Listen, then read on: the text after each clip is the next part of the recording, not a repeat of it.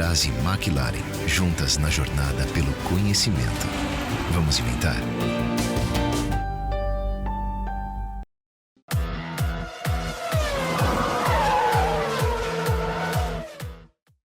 Bom dia, pessoal, bom dia, GP às 10, tudo bem? Olha só, deixa eu me ajeitar na cadeira aqui. O Hamilton deu uma entrevista ontem, está publicada no Grande Prêmio, falando sobre a tristeza dele em ver Williams e McLaren no fundo do pelotão.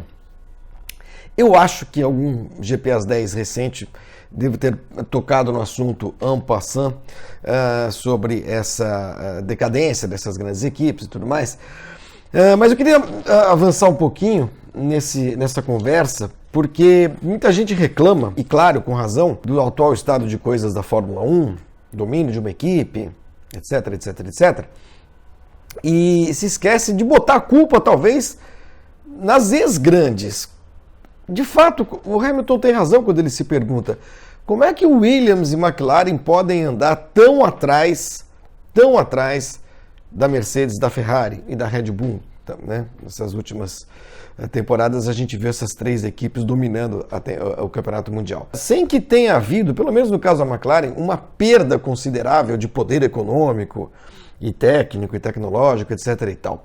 Alguns números são importantes para a gente situar vocês, principalmente os mais novos, aqueles que acham que a Fórmula 1 sempre teve a Mercedes, né, dominando, são bem mais novos, né?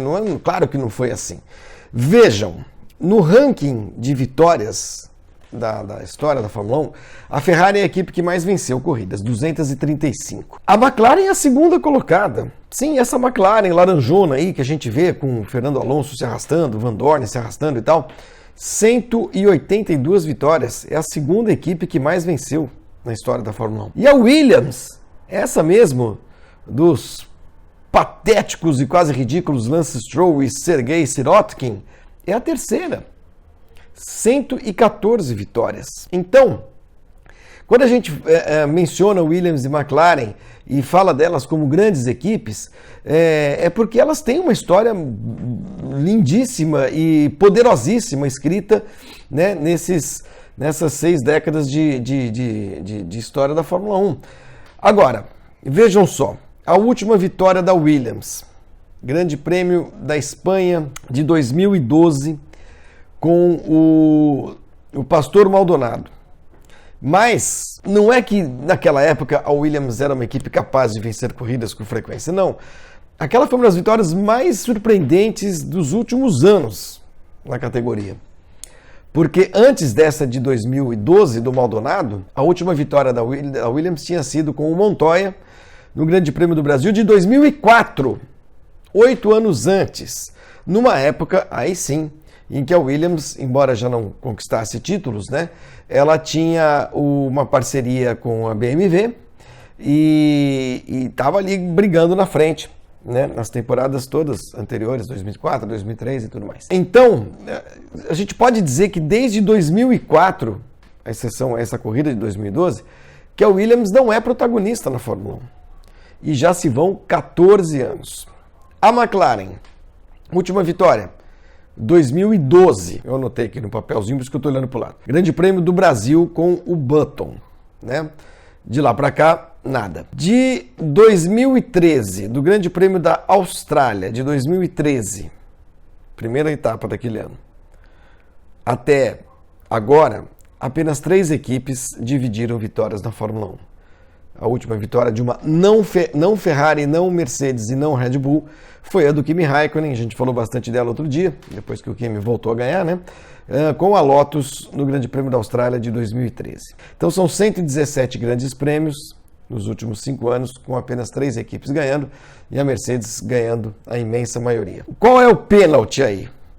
A gente poderia ter um campeonato melhor, ou campeonatos melhores nessa fase híbrida, né, que vem desde 2014, se McLaren e Williams continuassem grandes nos resultados, e não apenas no nome e no seu passado. Isso não aconteceu. Infelizmente. Então a gente pode até apontar o dedo sim para essas equipes e perguntar a elas: pô, McLaren e Williams, como é que vocês foram ficar tão mal assim? Que vocês foram virar essa merda que vocês são hoje? Eu tô parecendo um youtuber.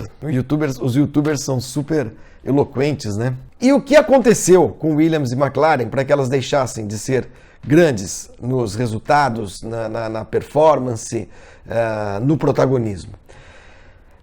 Na McLaren, eu desconfio que foi a decisão da Mercedes de ter a equipe própria e deixar de ter a McLaren como a sua equipe de fábrica, né, como a sua equipe principal. Quando a Mercedes comprou a Brown, em 2010 virou um time próprio, quer dizer, passou a ter um time próprio, a McLaren começou a sofrer com isso. Deixou de ser a prioridade da Mercedes, até que a Mercedes engatou em 2014 e aí a McLaren já era. E depois a gente pode acrescentar isso à saída do Ron Dennis. Eu acho que, apesar de a gente falar em profissionalismo, board, CEOs, etc., o Ron Dennis tinha um papel muito importante na McLaren, fez da McLaren o que ela a gente pode dizer. E eu acho que quando o Ron Dennis saiu, a McLaren perdeu o chão. As pessoas da McLaren perderam sua referência. Assim como na Williams, a partir do momento em que o Patrick Head deixou a equipe, não o Frank Williams, porque o Frank Williams está lá, é o dono da equipe ainda, mas é claro que ele tem muitas limitações físicas e tudo mais, acabou passando muitas atribuições para sua filha Claire Williams, foi se afastando um pouco do dia a dia, até porque ele não tem saúde para isso. Quando a referência da Williams passou a ser a Claire, a Williams foi-se. E também quando a Williams deixou de ter uma parceria de fábrica com a BMW. É importante ter parceria de fábrica, sem dúvida é importante. Aí a gente olha para a Red Bull e fala assim, o que explica a Red Bull? A Red Bull a gente pode explicar pelo Adrian Newey, a ascensão dela, né, nesses anos todos, os títulos conquistados com Vettel, a inclusão da Red Bull no hall das grandes equipes. É difícil você entrar no time dos grandes e permanecer lá. A Red Bull é hoje uma grande equipe, né? E a gente tem de lembrar que ela surgiu lá atrás como sucessora da Stewart e depois da Jaguar. Quer dizer, a Red Bull era um patrocinador de algumas equipes da Fórmula 1, da Sauber, etc. e tudo mais. E aí resolveu comprar um time, a fábrica de energético resolveu comprar uma equipe, apostou-se muito no Newey, é claro, no seu programa de jovens pilotos, em parcerias técnicas importantes, a maior delas com a Renault, e aí a Red Bull virou o que virou, né? Agora, isso coincide com a decadência da Williams e da McLaren. É bom a gente lembrar também que a Red Bull começou a ganhar campeonato em 2010, né?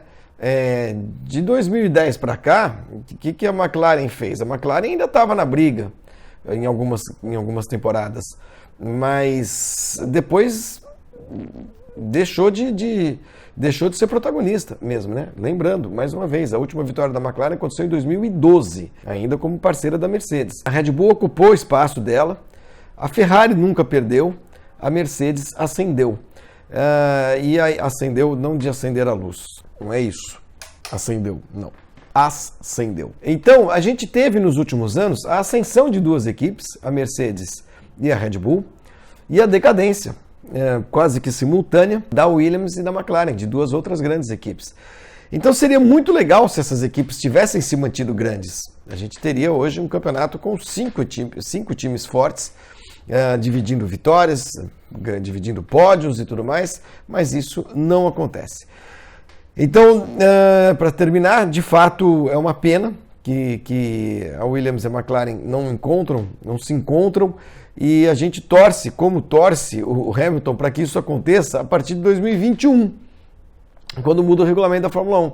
Porque em 2019 e 2020 não dá para ninguém apostar que McLaren e Williams, de repente, num estalar de dedos, voltem a ser protagonistas. Isso não vai acontecer. Falando da Williams, hoje, quinta-feira, se já não foi, será feito o anúncio, eu estou gravando na quarta noite, será feito o anúncio da titularidade de Robert Kubica, ou Kubica, em 2019, ao lado do George Russell. Falaremos disso, claro, no próximo vídeo. Tá bom? Bom dia para todo mundo. Williams e McLaren. Engraçado como os youtubers falam, as pessoas falam, né? Parece que tá todo mundo ouvindo. Como se o Williams e a McLaren estivessem vendo esse vídeo. Williams e McLaren voltem a ser grandes. É o que todos nós queremos. Tchau, gente. Bom dia para todos. Valeu. Ao invés de pagar pelas escolhas que você não fez, que tal um seguro que você monta do seu jeito e só paga pelo que contrata? Ouse escolher e use. É auto, residencial e vida. É seguro, tipo você.